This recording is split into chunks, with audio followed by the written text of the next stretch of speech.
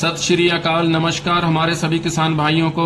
किसान भाइयों, बासमती की जो सबसे मशहूर किस्म है वह है 1509 व 1121, परंतु इनकी खेती लगातार कई वर्षों से होती चली आ रही है।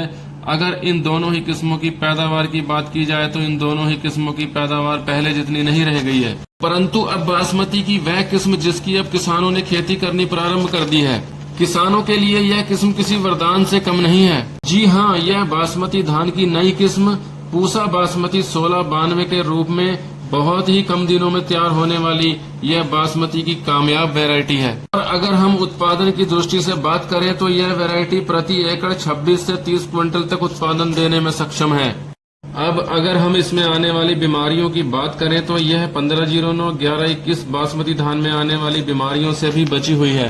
पूसा 1692 वैरायटी बकानी रोग के प्रति अन्य बासमती किस्म के धानों के प्रति भी अधिक सहनशील है। आज डिटेल में बात करेंगे नई बासमती किस्म पूसा 1692 के बारे में। आप सभी वीडियो को एंड तक जरूर देखें और जो किसान भाई हमारे चैनल पर पहली बार वीडियो देख रहे हैं तो उनसे अपील है कि वे चैनल को सब्सक्राइब कर लें व बेल आइकन को अवश्य दबा दें, जिससे आप लगातार हमारे साथ जुड़े रहें। इन किसान भाइयों के लिए यह बासमती की किस्म किसी वरदान से कम नहीं है। इन किसान भाइयों ने इसके बाद में आलू की खेती करनी है, मटर की खेती करनी है, गन्ने की बुआई करनी है व दूसरी अन्य फसलों की खेती करनी है, तो उनके लिए यह बासमती की किस्म बहुत अच्छी है। इसकी पैदावार 1509 बासमती धान से 5 से 6 क्विंटल तक अधिक है। यह किस्म कम दिनों में तैयार होने वाली बासमती धान की वैरायटी है।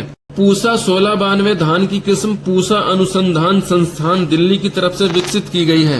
इस धान की खेती करने की जिन राज्यों में सिफारिश की गई है, राज्यों में दिल्ली, हरियाणा, पंजाब, पश्चिमी उत्तर प्रदेश व उत्तराखंड राज्य प्रमुख हैं। इन राज्यों में हमारे किसान भाई इस किस्म के धान की खेती आसानी से कर सकते हैं। और इस धान की नर्सरी जब 25 दिनों की हो जाए तो इसे अन्य खेतों में ट्रांसप्लांट कर देना चाहिए। ज्यादा दिनों की अगर आप इसकी नर्सरी अपने खेत में लगाते हैं तो यह वैरायटी कम अवधि की होने के कारण ब्यात कम कर पाएगी।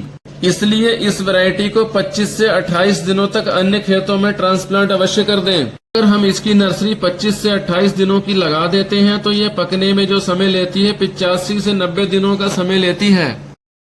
और अब अगर बात करें कुल समय लेने की तो बीज से लेकर बीज तक यह वैरायटी 115 से 118 दिनों का समय लेती है पकने में। पूसा 1692 धान की नर्सरी की बुआई 10 से 15 जून तक अवश्य कर देनी चाहिए। आप 10 से 12 जुलाई तक नर्सरी को खेतों में ट्रांसप्लांट अवश्य कर दें तो यह किस्म बहुत ही अच्छा उत्पादन दे सकती है।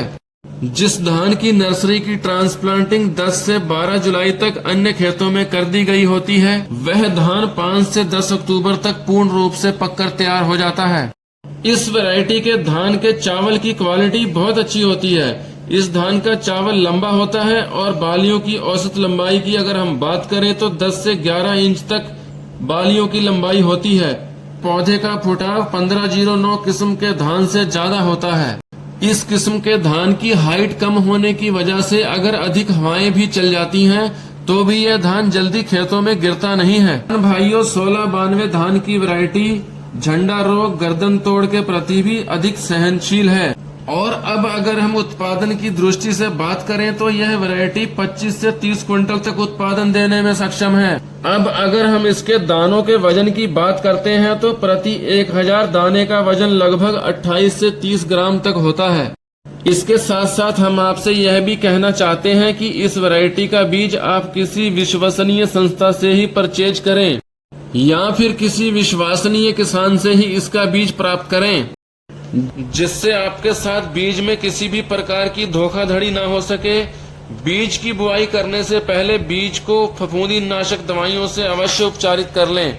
तो किसान भाइयों, धान की खेती से संबंधित आगे भी हम आपके लिए स्पेशल वीडियोस लेकर आने वाले हैं, जिसमें हम नई नई वैरायटीज के बारे में भी बताएंगे और उन्नत खेती के बारे में भी विस्तार पूर्वक बात करेंगे। इसके साथ ही किसान साथियों, आपसे लेते हैं आज्ञा।